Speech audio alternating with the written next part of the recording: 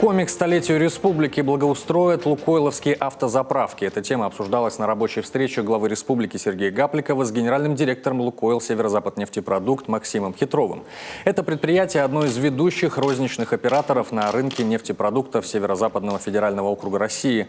В Коми компания эксплуатирует 53 автозаправочные станции и 7 нефтебаз. В 2020 и 2022 годы она планирует провести полную реконструкцию 2 АЗС, по одной в Усть-Цильме и Сыктывкаре. Еще 8 заправок в столице Коми, Ухте и Усинске ожидает частичная реконструкция.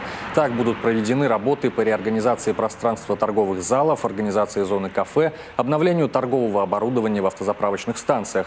Празднованию столетия со дня образования республики планируется провести ремонтные работы и дорожного покрытия площадок на 26 заправочных станциях как в городах, так и в сельских районах. В ходе встречи Сергей Гапликов и Максим Хитров обсудили также вопросы, связанные с обеспечением работы АЗС в удаленных населенных пунктах республики.